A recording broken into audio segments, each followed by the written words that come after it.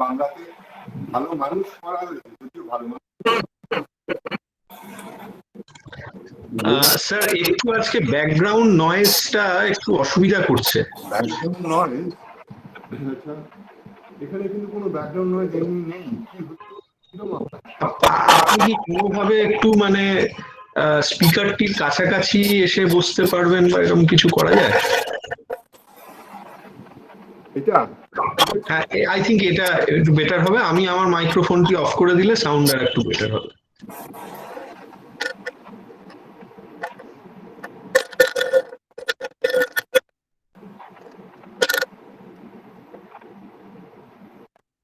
এবারে শোনা যাচ্ছে? হ্যালো? হ্যাঁ, এবারে অনেকটাই বেটার। আমি অডিয়েন্সকে বলছি একটু কোঅপারেট করুন। বিভিন্ন সময় টেকনোলজি আমাদের সাথে বিশ্বাসঘাতকতা করে, কিন্তু আমার বিশ্বাস আমরা একটু মনোযোগ দিয়ে শুনলে বোধহয় খুব অসুবিধে হবে। পাখার হাওয়ায় কিছু প্রবলেম হচ্ছে না? এই সম্ভাবনাটা উড়িয়ে দিতে পারছি না, কিন্তু এই গরমের মধ্যে আপনি পাখা ছাড়া বলবেন, এটাও আমার ভীষণ খারাপ লাগবে। 1 মিনিট আমার সময় দাও, আমি দেখে নিই একবার। একটু সবাইকে বলছি একটু সময় দিতে। আপনাদেরই জন্য উনি একটু চেষ্টা করছেন যাতে ব্যাকগ্রাউন্ড সাউন্ডটি ক্লিয়ার থাকে। ব্যাকগ্রাউন্ড সাউন্ড কি এবারে কমছে? আই থিঙ্ক এবারে অনেকটাই বেটার। আমি বাকিদের বলবো একটু মনোযোগ দিয়ে শুনুন। আগের দিন এরকমই সাউন্ডে খুব অসুবিধা কিন্তু হয়নি।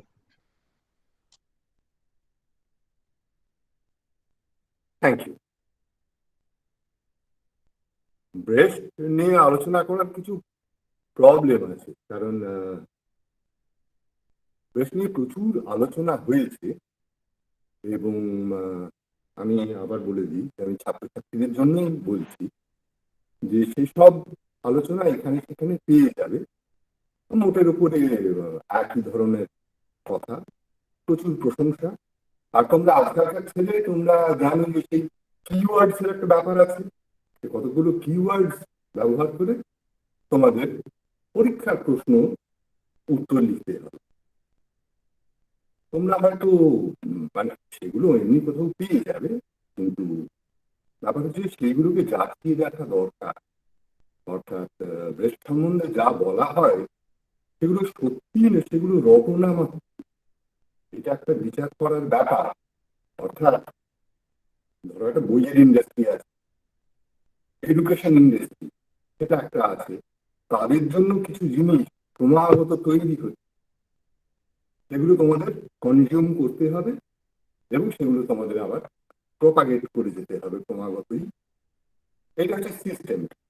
কিন্তু আসল জিনিসটা কি, এটা বিশ্লেষণ করে জানা দরকার, না হলে আমরা মানে শিখছি।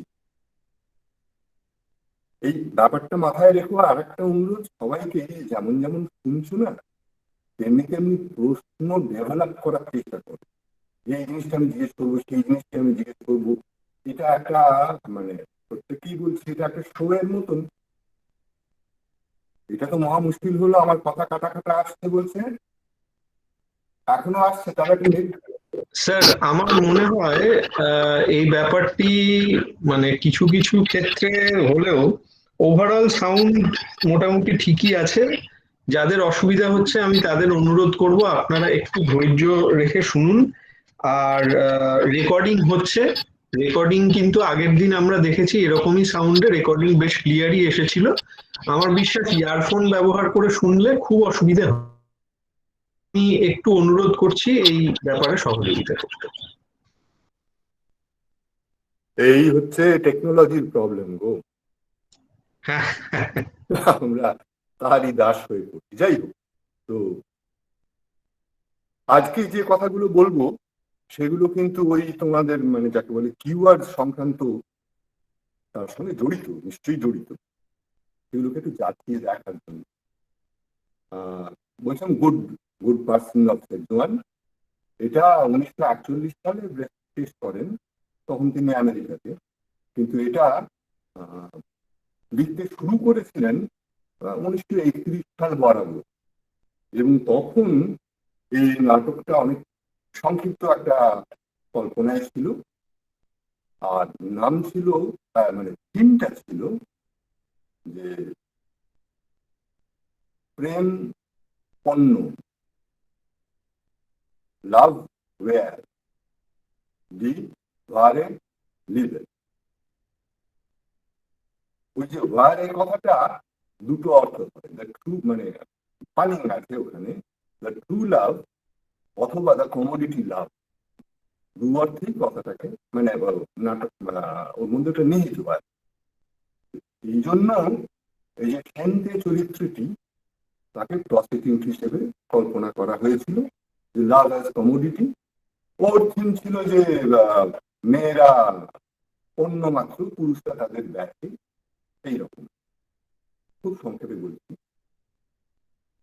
তো আমাদের যে নাটকটা পড়া সেটা হচ্ছে দ্য গুড পার্সন। সেখানে সেনতে মেয়েটি প্রস্টিটিউট, ওইখান থেকে আসছে বলে তার জেনিওলজি ওইখানে। কিন্তু নাটকের অ্যাকশনটা যদি লক্ষ্য করো তাহলে দেখবে তার কিন্তু প্রস্টিটিউট হওয়ার কোনো কারণ নেই। সে প্রস্টিটিউট হওয়ার দরুন নাটকের উপকারটা কি হচ্ছে? ওটা কোনো মানে পিভটাল ফ্যাক্টর নয়। যাও, তবু আমরা মেনে নিচ্ছি, যেহেতু ওই ওই পুরোনো নাটকটা নিয়ে আমরা আলোচনা করছিও না এবং সেটা শেষও হয়নি কখনো। এই নাটকটা এইখানে কাহিনীটা আমাদের বোধহয় সেরকম বলার কোনো দরকার নেই, সকলেই জানে কাহিনীটা খুব সরল। কেন? ব্রেস্টের বহু নাটকের মধ্যে এরকম একটা দুটো নাটক মাত্র সেগুলোকে সেই দুটোকে আর কি প্যারাবেল নাম দিয়ে। প্যারাবেল কি তোমরা মোটামুটি জানো? ওই আমাদের পঞ্চতন্ত্র বা এইসব এগুলো সব হচ্ছে গিয়ে প্যারাবেল। তো প্যারাবেলের একটা ধারণা হচ্ছে যেটা খুব সরল ধরনের গল্প হয়, কিন্তু প্যারাবেল যদি হয় তাহলে প্যারাবেলের তো একটা শেষকালে নীতিবাক্য থাকে, এই নীতিবাক্যটা মিসিং। বেশ সেটা বুদ্ধিমানের মতন দর্শকদের কাছে ছেড়ে দিয়েছেন এপিলগে, এবারে আপনারাই বুঝুন কি হবে। তাহলে তো প্যারাবেলের উদ্দেশ্যটাই ব্যর্থ হয়ে গেল। এটাকে প্যারাবেল বলছি কেন আদৌ, একটা প্রশ্ন কিন্তু রয়েছে, যার জন্য এটা প্যারাবেল কিনা সেই প্রশ্নটা ওঠে। অর্থাৎ কতগুলো নাম নিয়ে খেলা করাটা কিন্তু কোনো সংস্কৃতিতে কোনো কংক্রিট অবদান নয়। প্যারাবেল না বলে একটা নাটক বললেই তো লাগছে, কিন্তু প্যারাবেল এই কথাগুলো থেকে কিন্তু নাট্যকার হিসেবে বা থিওরিটিশিয়ান হিসেবে বেশ ছিলেন, তার কিছু কিছু পরিচয় আজ তোমরা পেয়ে যাবে। প্যারাবেলের আর একটা লক্ষণ হচ্ছে যে কাহিনীটা যাকে বলে সরল রয়েছে, সিম্পল একটা গল্প ঘটে যায়, তার মধ্যে কোনো খুব মারপ্যাচ ঘোরপ্যাচ ইত্যাদি থাকে না। হঠাৎ চমক, এই একবার এর প্রেমে পড়ে যাচ্ছি, একবার ওর প্রেমে পড়ে যাচ্ছি, কিংবা পড়ছি না, কিংবা বাইরে থেকে হুট করে একটা আনএক্সপেক্টেড কিছু ঘটে যাচ্ছে, এরকম ব্যাপার প্যারাবেলে দেখা যায়। কোনো প্যারাবেলে দেখবেন সরল রৈখিক যাকে বলে, কিন্তু এই নাটকের ঘটনা সেগুলি ঘটপাক। কাজেই এটাকে আমরা প্যারাবেল বলতে দ্বিধাবোধ করবো তো বটেই। আরেকটা চরিত্র, চরিত্র জটিলতা থাকে না। চরিত্র যদি খুব কমপ্লেক্স হয় প্যারাবেলের, তাহলে যাকে বলে ইস্যুটা গুলিয়ে যায়, প্যারাবেল কি বলতে চাইছে সেইটাই গুলিয়ে যায়। কিন্তু এখানে দেখো চরিত্রগুলো কিভাবে ঘুরপাক থাকছে, মানে বিশেষ করে কেন্দ্রীয় চরিত্র সেনতে, সে একবার সুইটা হয়ে যাচ্ছে, একবার সেনতে হয়ে যাচ্ছে, এবং বলতে গেলে দুটো আলাদা চরিত্র সে অর্জন করছে। ফলে এই অদ্ভুত কি আমাদের ছোট বয়সে খেলা ঢেঁকি ছিল না, দুদিকে দুজন চড়ে কি সব এইরকম একটা ব্যাপার হয়ে যায়, সেটাও প্যারাবেলের চরিত্রের বিরোধী। আরো কতগুলো গন্ডগোলের জায়গা দেখা যায়, যেমন সেনতে কিন্তু শুধুই দয়া, শুধুই দয়া, আর সুইতা ওর যে ডিফেন্স অল্টার ইগো, রক্ষক, প্রোটেক্টর, এরকম সেও একেবারেই বাস্তব বুদ্ধি। এই কন্ট্রাস্টটা আমাদের খুব বিলিভেবল, কিন্তু তবু তো এরা একটাই লোক, তাই না? তা যদি হয় তাহলে এর যুক্তি ও মানছে না, এটা বিশ্বাস্য হয়। কিরকম ব্যাপার যে একজন লোক খুব লজিক্যালি ভাবে, পোশাক পাল্টে অন্য চরিত্র অবলম্বন করলে সে আর লজিক্যালি ভাবতে পারে না। এটা কিন্তু যেখানে একটা জীবন ইনভলভ, একটা ভবিষ্যৎ ইনভলভ, একটা আদর্শ গুডনেসের আদর্শ যেখানে ইনভলভ, সেখানে এতখানি র্যাডিক্যালি দুটো আলাদা লোক সম্পূর্ণ এটা হয়ে যাওয়াটা সম্ভব না। তাহলে আর একটা লোক আলাদা আমদানি করাই ভালো।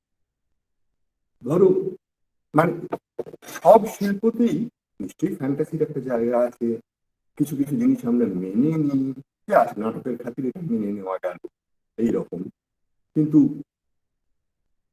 একটা তার সীমা আছে। এটা পুরোটা কন্ট্রোল হয় সব শিল্পের একটা ইন্টারনাল লজিক বলে ব্যাপার আছে, যেমন আভ্যন্তরীণ শৃঙ্খলা, সেইখানে সিস্টেমটা কাজ করা দরকার। এই হ্যারি পটার নিশ্চয়ই সবাই অন্তত পক্ষে দেখেছো, দেখাই গেল, দেখবে যে সেখানে কি ভীষণ জাদুবিদ্যার জগৎ, সেখানে এই হাড় ভেঙে টুকরো হয়ে গেল, ম্যাজিক করে হাড় গলিয়ে গেল, তারপর তো ওষুধ খাইয়ে রাতারাতি আবার সব হাড় একটা হাতে গজিয়ে গেল। এইরকম উন্নত চিকিৎসা বিদ্যা যেখানে, সেখানে ডাম্বলডোর, ম্যাকগোনাগাল, হ্যারি পটার নিজে এসব চশমা পরে ঘোরে কেন? কেন? ওটা তাদের ইনবর্ন জেনেটিক ব্যাপার। হারমায়নের দাঁত গুলো বড় হয়ে গেছে, সেটা ওষুধ দিয়ে দিল্লি গুটিয়ে ছোট করে দেওয়া গেল। অর্থাৎ ইন্টারনাল লজিক মেনটেন হয়নি, সেই জন্য ওইগুলো অবিশ্বাস্য। সেই রকমই ধরো আহ যে যার নিজের কথা ভাবো, তুমি একটা দোকান কিনেছো, টাকা করে দিয়ে একবার কিনে ফেলে, তুমি দোকানটা খুললে অমনি একটা উটকো লোক এসে বলে, এই সমস্ত তাকগুলো আমার তৈরি, আমার টাকা চাই, টাকা দাও। তুমি প্রথম কথা কি বলবে? যে তোমার কার সঙ্গে কন্ট্রাক্ট হয়েছিল? আমার সঙ্গে তো হয়নি। যার সঙ্গে কন্ট্রাক্ট হয়েছিল তুমি তার কাছে গিয়ে চাও, আমার কাছে এসেছো কেন? সেনতে একবার বলেও যে আমি তো এগুলো শুদ্ধই কিনে, কিন্তু কার্পেন্টার চেঁচামেচি চেঁচামেচি করতে থাকে, ফলে মানে জিনিসটা কোথাও দাঁড়ায় না, জিনিসটা জাস্ট অবিশ্বাস্য বলে মনে। সেই জন্যই বলছি যে এর সবের একটা লিমিট থাকা উচিত। যেমন ধরো চরিত্র হিসেবে প্রস্টিটিউট, তারা কিন্তু ইউজুয়ালি হিসেবেই হয়, তাদের দয়া ধর্ম থাকে না বা এরকম তা নয়, কিন্তু তারা হিসেবেই হয়, কারণ তারা জানে যে তাদের এই যে রোজগার, যতদিন যৌবন আছে ততদিনই আমি রোজগার করতে পারবো, তারপরে আর পারবো না। কিন্তু সেন্টের মধ্যে সে লক্ষণ একেবারেই নেই, কারণ তাকে অন্য একটা কাহিনী থেকে এনে হাজির করা হয়, তাই না? তার যদি অতই দয়া ধর্ম হয় তাহলে মানে ম্যাচ করে না, সর্বস্ব বিলিয়ে দিয়ে নিজে ফতুর হয়ে গিয়ে দোকান টোকান বন্ধ মদা দিয়ে। তারপরে ধরো সুফু চরিত্রটা, সুফু চরিত্রটার ফাংশন কি? নাটকের চরিত্রের একটা ফাংশন থাকতে হবে। এইখানে সেন্টের খানিকটা টাকা দরকার, অতএব একটা লোককে নিয়ে এসো, সে দিচ্ছে দিচ্ছে সেন থেকে এটা ওটা প্রপোজালও সে দিচ্ছে, এটা কিন্তু এগোয় না। তারপরে সে এত গভীর ভাবে সেন্টের প্রেমে পড়ে যায়, আমরা পড়তে দেখি না, জাস্ট সে বলে যে আমি ভীষণ গভীর ভাবে প্রেমে পড়ে গেছি, তাকে ব্ল্যাঙ্ক চেক দিয়ে, তাই না? তো এই লোকটা তারা নিশ্চয়ই ভালো, তার নিশ্চয়ই খুব মানে দয়া ধর্ম আছে, কিন্তু পাশে সে ভালো হয়ে যায়, সেই জন্য তাকে দিয়ে ওই বং বলে ওয়াটার ক্যারিয়ার ভিস্তিওয়ালা, তার হাতটা চোট করিয়ে দেওয়া, যাতে সে খানিকটা খারাপ হয়ে পুরো ভালো না হতে পারে। এই এই সমস্ত জিনিস ব্রেস্টের অন্য নাটকেও এই টেকনিক আছে। গ্যালিলিওর মতন লোককে দিয়ে তিনি অসম্ভব মানে ভোগ সর্বস্ব একটা চরিত্র দাঁড় করিয়েছেন, উপর্যুপরি তার উপরে কেবল খারাপ, কেবল খারাপ, আরো খারাপ কোয়ালিটিস ইম্পোজ করে গেছেন, সম্পূর্ণ অনৈতিহাসিক ব্যাপার করে গেছে। গ্যালিলিও তার মেয়েকে বিয়ে না দিয়ে কাছে আটকে রেখেছে, সেই মেয়ে গ্যালিলিওর দেখাশোনা করছে, ইত্যাদি ইত্যাদি। তা নয়, একেবারেই নয়। গ্যালিলিও নিজের ওই মেয়েরা, ছেলে মেয়ের সবই তার অবৈধ সন্তান, তো এদের বিয়ে দিতে পারবে না বলে মেয়েদেরকে কনভেন্টে দিয়ে দিয়েছে। ওরা সেখানেই ছিল। বড় মেয়ের সঙ্গে গ্যালিলিও চিঠিপত্রে প্রচুর যোগাযোগ ছিল, সেই সব বিয়ে ছিল। এবং তিনি ওই অন্তরীণ হওয়ার পরে 1 বছর পরে মেয়েটি মারা যায়। এটা ইতিহাস, কিন্তু বেশ সেটাকে বিকৃত করে এইভাবে দেখিয়েছেন। এবং তিনি আবার ক্লেম করেছেন নানান জায়গাতেই যে আমি যা দেখাই সব একেবারে হিস্টোরিক্যালি কারেক্ট, এর মধ্যে কোনো ভেজাল কিছু নেই, আমি সেটাকে উন্মোচন করে দেখাই। এগুলো কিন্তু ফলস ক্লেম। যেমন তার একটা খুব আমার খুব লজ্জাজনক বলে মনে হয়, বলেছেন আমি হচ্ছে আধুনিক নাটকের আইনস্টাইন। এটা অন্য কোনো নাটকের বা কোনো মানে সংস্কৃতি জগতের লোক কেউ কখনো করেছেন বলে আমি শুনি।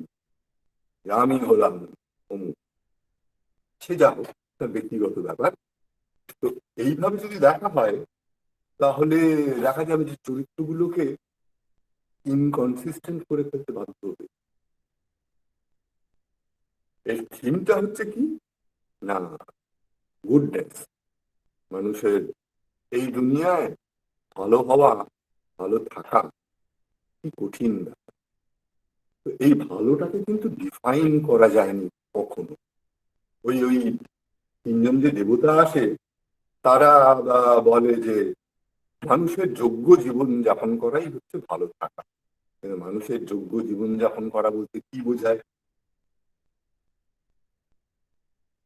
সেই যোগ্য জীবন যাপন করার জন্য খুব লক্ষণীয় ভাবে তারা একটু টাকা দিয়ে দেয় সেনকে। এই টাকার উপরে জিনিসটা পুরো নাটকের ব্যাপারটা যেন ডিভলভ হচ্ছে, ঘুরছে। কেবল টাকা নিয়ে এদিক ওদিক সেদিক, বেহাত ওহাত সেহাত এই হয়ে যাচ্ছে। ধার দেওয়া, বেচা কেনা, দাবি করা, নিংড়ে নেওয়া, ঠকিয়ে নেওয়া, এই হয়ে চলেছে। এইখানে বলা যায় যে ব্রেস্টের ওই মার্ক্সীয় দর্শন বা ব্যাখ্যা সমাজে এইটা ফুটে ওঠে। ভালো কথা। কিন্তু এরপরে একটা অন্য কতগুলো প্রশ্ন এসে হাজির। এই জায়গাটা কিন্তু পজিটিভ জায়গা, সেটা নিয়ে কোনো মানে সন্দেহ রয়ে নেই, অবকাশ। অন্য কতগুলো যে প্রশ্ন উঠে আসে সেগুলো হচ্ছে যে এই যে যারা ওই যে 8 জন লোকের একটা পরিবারে এসে ঘাড়ে ভর করে, তারপরে আরো সব এরা নিংড়তে আসে। এরা এরকম ক্যানিবালিস্টিক কেন, যে একটা ভালো লোককে পেয়েছি তাকে আমরা নিংড়ে ধুয়ে শেষ করে দেব? এটার কিন্তু কোনো অর্থনৈতিক ব্যাখ্যা নাটকের মধ্যে ইমপ্লাইড নেই। আছে কি কোথাও যে এই লোকগুলো এরকম খারাপ কেন, শুধু সেন থেকে ভালো বলে দেখাবার জন্য? তাও তো মনে হয় না।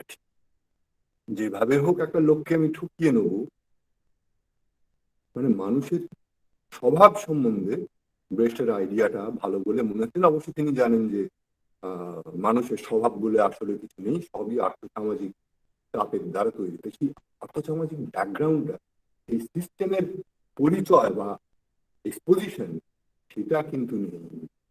এই সব লোকগুলো কেন খারাপ বলা যায় না। সেন্টে ধরা গেল মানে দৈবক্রমেই ভালো, কারণ সে ছিল প্রসিকিউট, 3 দেবতাকে সে রাত্রিরে আশ্রয় দিয়েছিল, আর ওরা ওকেই একমাত্র অবলম্বন করে এই আমাদের আশ্রয় দিয়েছিল, এই ভালো। খুব ফ্লিমজি গ্রাউন্ড, কিন্তু নাটকের খাতিরে সেটা কখনোই মেনে নেওয়া যায় যে হ্যাঁ এখান থেকে একটা নাটকের অ্যাকশন শুরু হতে পারে।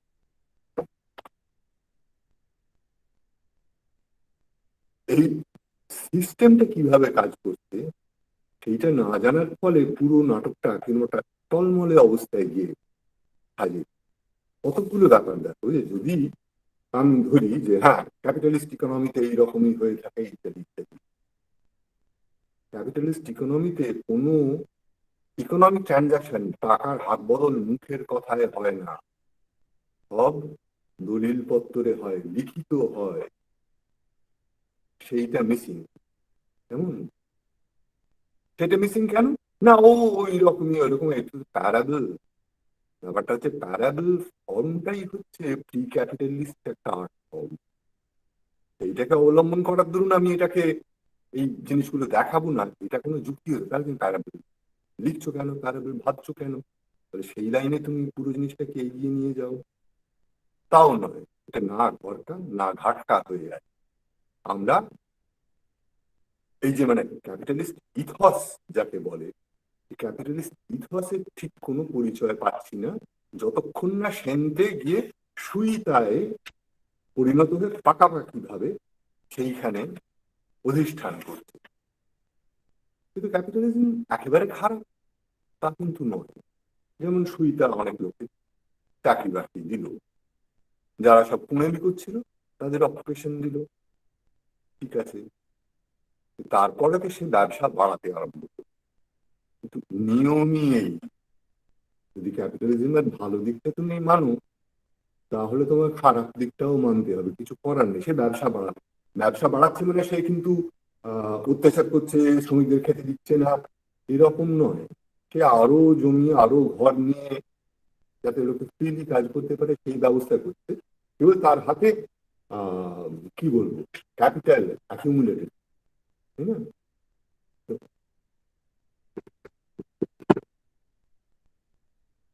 তার ফলে কি হচ্ছে আমরা অবশ্য জানতে পারি না। তাতে করে কি খারাপ হচ্ছে সেটা আমরা জানতে পারছি না। কিন্তু এইটা হচ্ছে কি, মানে জেনারেলি মার্কসিস্ট নাটক যদি লিখতে হয় তাহলে এইসব জায়গাগুলোতে দৃষ্টি রাখতে হয়, না হলে নাটকটা নড়বড় করে। সেসব দিক গিয়ে কোথাও একটা দাঁড়াবার জায়গা পাওয়া যায় না। যদি নাটকের মধ্যে এমন কোনো সূত্র থাকতো যে আমরা বুঝতে পারতাম যে এই লোকগুলো কেন খারাপ, তাহলে আমরা একটা ওই যে শেষ এপিলগে বলছে তোমরাই স্থির করো, আমরা একটা দাঁড়াবার জায়গা পেতাম যেখানে দাঁড়িয়ে আমরা একটা সিদ্ধান্ত নিতে পারি। কিন্তু দাঁড়াবার জায়গাটা দেওয়া হয়নি নাটকে। সেইখানে নাটকটা মার্কসিস্ট বা ব্রেস্টীয় বা এপিক বা হোয়াট এভার ওই লাইনের নাটক হিসেবে একেবারেই ব্যর্থ। এই লোকগুলো অকর্মণ্য, কাজ করে না, শুধু পরকে মানে চুষে খায়। এমনকি ওই যে প্রেমে পড়েছিল ওর নাম হচ্ছে গিয়ে ওয়াং, নাকি তার নামটা কি, চিনে নাম ভাই সব পরপর মনেও থাকে না। ওর নাম হচ্ছে কি ইয়াংসুং। ইয়াংসুং। হ্যাঁ ইয়াংসুং। হ্যাঁ ইয়াংসুং। হ্যাঁ, ইয়াংসু। তো ইয়াংসুনও এসে সে সুইসাইড করতে যাচ্ছিল, এতই তার বীতশ্রদ্ধ হয়ে গিয়েছিল। একটি মেয়ে তাকে ভালোবেসে ফিরিয়ে আনলো, তাকে বিয়ে করবে, তাকে টাকা কড়িও দিতে রাজি আছে, কিন্তু সে তাকে বিট্রে না করে পারছে না। এই অসম্ভব। ও ওকে ফেলে রেখে দিয়ে ওই কত 500 টাকা হয়ে নিয়ে চলে যায়, পিকিং এ চলে যাবে, সেখানে গিয়ে আকাশেই উড়ুক ফুর্তি মারুক যা হোক সে করবে। এই যে একটা মানব চরিত্রের একটা নিচ আউটলুক, এটা কিন্তু মার্জনীয় নয়, এটা কোনো থাকার কোনো কারণ নেই। এবং শুধুমাত্র মানে কি বলবো একটা ঘৃণ্য পরিস্থিতি দেখাবার জন্য দেখানো হয়েছে। এই লোকগুলোটা এত খারাপ হওয়ার কি কারণ, কি কারণ? এর মধ্যে দুজন লোককে আমরা তবু পাচ্ছি যারা খুব মাইনর চরিত্র, প্রায় মনেই থাকে না। তারা হচ্ছে কার্পেটের দোকানের মালিক আর মালকিন, ওই ওল্ড ম্যান ওল্ড ওম্যান, যারা যারা সেন্টের বিপদ দেখে টাকা দিয়েছিল, পরে আবার অসুখে পড়ে তারা টাকা ফেরত চায়, যে যদি দিতে পারো খুব ভালো হয়, খুব বিনয়ের সঙ্গেই চায়। তো তাদের খুব আন্ডার প্লে করা হয়েছে, সুফু লোকটাকে খুব আন্ডার প্লে করা হয়েছে, তার কাজকর্মের কোনো যৌক্তিকতা নেই। নাটকে কিন্তু আমরা ওই ইন্টারনাল লজিকটা খুঁজি যে এই লোকটা এইরকম করতেও পারে, সেইটা আনফর্চুনেটলি একদমই নাটকে নেই।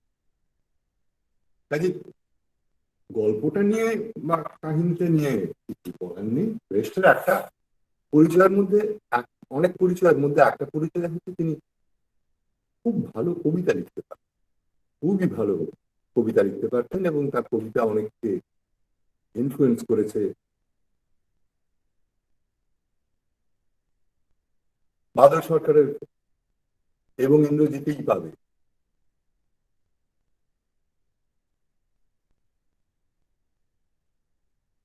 ডুবে দেখো কতখানি গেলে মেলে তল, মানুষ অচল, মানুষ আশ্চর্যতম প্রাণী, ডুবো পাথরের ভিতে পা ফালে সে পাতে রাজধানী। ব্রেস্টের কবিতায় you drown and drown and drown and then you reach the bottom, you find your wisdom waiting for you there. একেবারে মানে প্রভাবটা পরিষ্কার বোঝা যায়। এটা অনুবাদ কিছু করেননি, ওই কবিতাটা আরো আরো মানে অন্যরকম। কিন্তু একটা অসুবিধা হচ্ছে যে আমরা ওই জার্মান ভাষা থেকে ইংরেজি ভাষায় অনুবাদ করে সেটাকে বাংলায় বোঝা, এইটা মানে কবিতাটা অনেকখানি নষ্ট হয়ে যায়। ব্রেস্টের কবিতার আমরা যথার্থ তারিফ করতে পারি না, যেটা আমাদের করতে পারা উচিত। যেটুকু আমরা পাই সেটুকুই খুব রিমার্কেবল। দ্বিতীয়ত, ব্রেস্টের সঙ্গীত বোধ ছিল খুব অসাধারণ। এখানেও আমাদের একটা ঘাটতি এই যে আমরা ওয়েস্টার্ন মিউজিককে ঠিক বেড়ে উঠিনি, তো আমি তো বেড়ে উঠিনি, কাজে ওই মিউজিক আছে ওগুলো কোনটাই ওয়েস্টার্ন মিউজিক নয়। নাটকের যে মিউজিক গুলো সেগুলো ফুটভাইল, হান্স আইসলার, এই সমস্ত প্রখ্যাত মিউজিশিয়ানরা সুর দিয়েছেন। ব্রেস্টের সেগুলো অবশ্যই ভালো লেগেছিল। ব্রেস্ট নিজে গান গাইতেন, গলাটা অবশ্য খুব ভালো বোধহয় ছিল না, সে তুলে যাক, কিন্তু প্রচুর গান গাইতেন। তার জন্য একটা বেশ মানে খ্যাতিও ছিল তার এক সময়। আর একটা ছিল, সেটা হচ্ছে যে স্টেজ সাজাবার ক্ষমতা। এটা একটা মানে অবিসংবাদিত, যেটা তোমরা ছাত্ররা কেউ দেখতে পাওনি, উৎপল দত্তের স্টেজ দেখলে বুঝবে যে স্টেজ সাজানোর জোরে একটা নাটক কিরকম বাংময় হয়ে ওঠে, কিরকম কল্লোলঙ্গার ইত্যাদি তো মানে ভয়ঙ্কর প্রচারিত সব ব্যাপার। অডিয়েন্সের মধ্যে জাহাজের মাথাটা ঠেলে বেরিয়ে এসেছে, কয়লা খনির মধ্যে আগুন ধরে গেছে, জল ঢুকছে, এইসব, এগুলোকে গিমিক বলা যায়। কিন্তু খুব সরল ভাবে টিনের তরোয়ালেও তিনি যা স্টেজের ম্যাজিক দেখিয়েছেন, মানে হ্যাঁ হ্যাটস অফ বলতে পারে। তো ব্রেস্ট স্টেজটা খুব ভালো বুঝি, সেই জন্য তার নাটকগুলো স্টেজে বেশ ভালো দাঁড়িয়ে গেছে। কিন্তু আমরা যখন স্টাডি করি নাটক, তখন এই ধরনের সব প্রবলেম বলো বা প্রশ্ন বলো দেখা যায় যে এই নাটকগুলো কেন। যেমন ধরো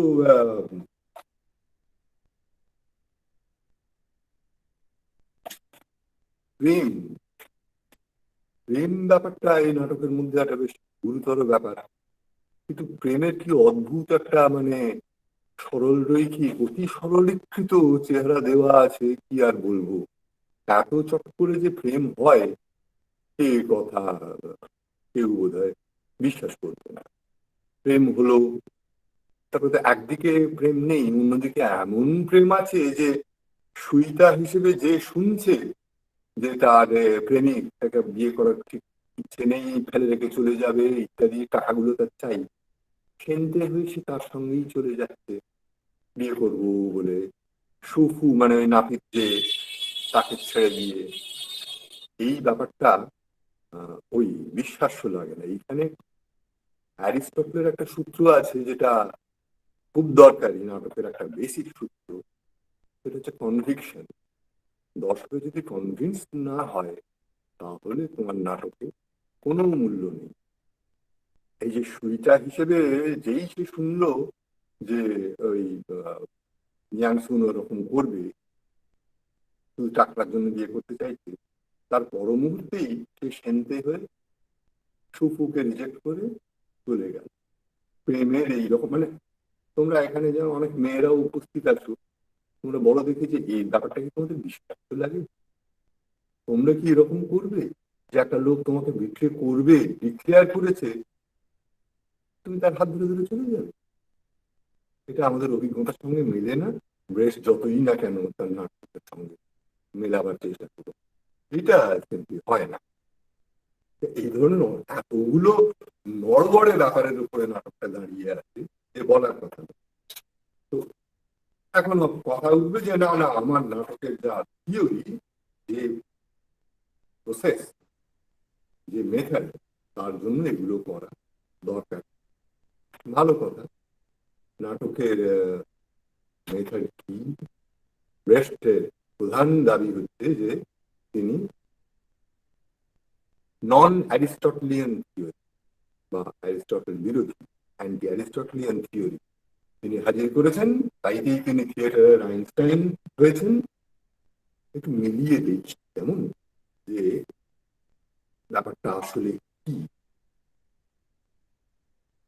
ব্রেস্ট তার নন অ্যারিস্টটলিয়ান থিওরি একটা প্রধান সূত্র হচ্ছে যে ঘটনাগুলো ঘটে গেছে এইভাবে দেখাতে হবে, ঘটছে এটা হলেই এমপ্যাথি ঘটে যাবে, তাহলেই মুশকিল। অর্থাৎ তিনি ধরে নিচ্ছেন যে এমনি অ্যারিস্টটলিয়ান নাটকটাকে বলছে। সেখানে যদি ভিলেন এসে হিরোইনের গায়ে হাত তুলে, আমরা স্টেজের উপর লাফিয়ে পড়ে ভিলেনকে মেরে ধরে একা থাকবো, করি কি? চেঁচিয়েও কি বলি ওথেলোকে, যাই যাই ইয়াগো কিন্তু তোমাকে ভুল বোঝাচ্ছে না। আমাদের এমপ্যাথি হয়, সেটাতে কিচ্ছু ডিস্টার্ব হয় না, আমরা ঘটনাটাকে দূর থেকেই দেখি। কেমন যাও, সেই জন্য ব্রেস্টের বক্তব্য যে ঘটনাগুলোকে হিস্টোরিক্যালি প্রেজেন্ট করে, এইসব প্ল্যাকার্ড দিয়ে বিভিন্ন রকমের সাল তারিখ ইত্যাদি দিয়ে হাজির করো, ভালো কথা। এটা আবার অভিনয়ের মাধ্যমেও বোঝাতে হবে যে যা ঘটছে সেগুলো আমি করে দেখাচ্ছি, সেগুলো সত্যিই ঘটছে না। হ্যাঁ, তত্ত্বটা খুব ভালো, মানে শোনায় খুব চটকদার, এগুলো করে দেখানো হচ্ছে। তো অ্যারিস্টটলের থিওরি হচ্ছে যে অনুকরণ করা হচ্ছে। অনুকরণ, কোনো একটা জিনিস আগে ঘটে গেছে, সেটা আবার করে দেখানো। এখান থেকে ওই অনুকরণের থিওরিটা আর কি, বা হিস্টোরিসাইজ করার থিওরিটা আসে। আমরা কেউ বিশ্বাস করি না যে অয়েলিপাউস লোকটাকে আমরা সত্যি সত্যি দেখি, অনেক কাল আগে ঘটেছিল। ওরা কি কত রকম কথা বলছে তার মাঝখানে। ব্রেস্টের আইডিয়া হচ্ছে যে এস্ট্রেঞ্জমেন্ট, এস্ট্রেঞ্জমেন্ট লৌকিক নাটকে চিরকাল। সেই এস্ট্রেঞ্জমেন্ট প্রসঙ্গে আসছি। ব্রেস্টের আরেকটা, এটাকেও আমি শুনেছি কাউকে কাউকে ব্রেস্টের মৌলিক একটা তত্ত্ব হিসেবে বলা হচ্ছে। সেটা হচ্ছে যে থিয়েটার প্রমোদের সঙ্গে সঙ্গে শিক্ষাও দেবে। এই কথাটা ফিলিপ সিডনির লেখাতে পাওয়া যাবে, ইট প্লিজেস while it teaches। আর হোরেসের লেখাতে পাওয়া যাবে উটিলে এট ডুলকি, ইউটিলে এট ডালসি, প্লেজার এবং ইউটিলিটি। আর অ্যারিস্টটলে পাওয়া যাবে, পরিষ্কার লেখা আছে যে অনুকৃতিতে, ইমিটেশনে আনন্দ পাওয়া আমাদের স্বাভাবিক প্রবৃত্তি। আর অনুকৃত ব্যাপার দেখলে মানুষের বিষয়বস্তু তাৎপর্য সংগ্রহ করে, যে হ্যাঁ এই লোকটা আসলে এইরকম। অয়েডিপাউস সে এথেন্সের রক্ষক যক্ষ আত্মা ইত্যাদি মহান, তা নয়। অয়েডিপাউসের চেহারাটা আসলে এই, আমরা আগের দিন প্রথম দিন অয়েডিপাউসের আলোচনা করেছিলাম এবং অয়েডিপাউসকে থিয়েটার হিসেবে আলোচনা করে দেখিয়েছিলাম যে আসলে ওটা প্রচন্ড ক্রিটিসিজম অয়েডিপাউস। তো এটা কিন্তু আছে, এটা ব্রেস্টের নতুন কিছু কথা নয়। যারা অ্যারিস্টটল কিছু পড়েনি, সম্ভবত ব্রেস্ট মনে হয় না যে কোনো কালে অ্যারিস্টটল উল্টে দেখেছিলেন, দেখলে এই সমস্ত ক্লেম করতে পারতেন না, কারণ পদে পদে তার থিওরি কিন্তু অ্যারিস্টটলের সঙ্গে মিলে যায়। অনুকরণ দেখে আমরা আনন্দ লাভ করি। ধরো বা, আমি জানি না আমার লেকচার তোমাদের বোধহয় ভালোই লাগছে, আশা করি ভালো লাগছে। এখন কেউ যদি এখানে এসে আমার এই বলা স্টাইলের ক্যারিকেচার করে, তাহলে কিন্তু তোমাদের খুব ভালো লাগবে, তোমরা খুব আনন্দিত হবে। তোমরা কি দেখবে, আমার এই চেহারাগুলো সমস্ত বাদ দিয়ে অন্য একটা চেহারার মধ্যে আমার ভাব ভঙ্গি, আমার হাত পা নাড়ার, কথা বলার ঢং, কোনো যুক্তি হাজির করার ঢং, এইগুলো তোমরা দেখতে পাবে। তখন তোমরা বলছো এই লোকটা আসলে এইরকম, ও নিজে ছিল বলে বোঝা যায়নি, এই ক্যারিকেচার করে দেখাচ্ছে, এখন বোঝা যায়। এইটা একটা মৌলিক জায়গা। কেন আমরা অনুকরণ করি? কারণ আমরা বিষয়বস্তুর তাৎপর্য সংগ্রহ করি। এটা অ্যারিস্টটলের কথা। জিনিসটা তাহলে এইরকম। কাজেই আমরা যখন আজকের দিনে বলি যে শিল্প হলো জীবনের ব্যাখ্যা, কেমন, সেটা কিন্তু অ্যারিস্টটলের কথাকেই আমরা আধুনিক ভাষায় বলি। ইমিটেশন জীবন একটা অন্য চেহারা আমাদের কাছে হাজির করে। একটা কথা অ্যারিস্টটলের আরো আছে যে poetry is more philosophical than history. ইতিহাসে যা ঘটে গেছিল সেটা ঘটে গিয়েছিল, সেগুলো আপত্তিক অ্যাক্সিডেন্টাল। নাট্যকার তার মধ্যে কার্যকারণ যোগ করে দেখাচ্ছে যে এটা এরকম ঘটার কথা, এরকম ভাবে ঘটে, কিভাবে ঘটে। তো অ্যারিস্টটল নাকি তার তত্ত্ব নাকি ড্রামাটিক, এটা নিয়ে কোনো আপত্তির জায়গা নেই। এমনি তত্ত্ব ড্রামাটিক তত্ত্ব, আর তার জায়গায় ব্রেস্ট হাজির করলেন এপিক নাটক। এবং তিনি দাবি করলেন যে এপিক নাকি লোককে ডিস্ট্যান্স ক্রিয়েট করে। তোমরা যদি জর্জ টমসনের মার্কসিজম অ্যান্ড পোয়েট্রি, ছোট্ট বই কিন্তু খুব ভালো, যদি পড়ে দেখো তাহলে দেখবে যে উনি দেখিয়েছেন যে এপিক মানুষকে কিভাবে ইনভলভ করে ফেলে। পুরো এক দল লোক শুনছে, তারা যেই একটা চেনা জায়গা বা চেনা বর্ণনা আসে, তারা সব ওই সঙ্গে ধুয়ে ধরে গিয়ে উঠছে, এইরকম তারা একেবারে জড়িয়ে পড়ে। আর এপিক অবলম্বন করে আমার যেসব নাটকের, নাটক কেন, কথকতা দু মানে মহাকাব্য পাঠ শুনেই লোকেরা হাসছে, কাঁদছে, চোখের জল ঝরাচ্ছে, ঘটছে। এপিক ব্যাপারটার সঙ্গে ব্রেস্টের কোনো পরিচয় ছিল না। ফলে উনি এপিক নামটা ব্যবহার করে, তার কারণে এপিক হচ্ছে বিবরণ আর নাটক হচ্ছে ঘটনাকে দেখানো। আর এটা অ্যারিস্টটলের কথা। আর এপিকে অনেক ঘটনা থাকতে পারে, স্তূপ করা যায়। তোমরা জানি মহাভারত যারা, কোনো কথাই নেই, নাটকে ওরকম ঘটনার কাঁড়ি এনে হাজির করা যায় না। কিন্তু সেই সঙ্গে তিনি বলেছেন যে এপিকেও দীপস গায়ক নিজের জবানিতে কম কথা বলতেন। তিনি দু চার কথায় পাত্রপাত্রীকে ঘটনার মধ্যে ঢুকিয়ে দিয়ে তারপর তাদের জবানিতেই কথা বলতেন। আর এপিক থিয়েটারের কথা যদি বলা হয়, এপিক নাট্য, তাহলে প্লেটোর রিপাবলিক থেকে একটা কৌতূহলজনক লাইন দিতে পারি, অমুক অমুক ব্যাপার। এটা সব ট্র্যাজেডির ক্ষেত্রেই খাটে, তা সে নাটকীয়ই হোক বা এপিকই। অর্থাৎ এপিক ট্র্যাজেডি সেও একটা তখনকার দিনে ছিল। তাও ব্রেস্টের এপিক নাট্য নতুন কোনো কথা না। তবে এটা সত্যি যে অ্যারিস্টটল সেগুলোকে খুব একটা উঁচু জায়গা দেননি, ব্রেস্ট সেইটাকে মেন বলে ধরছেন।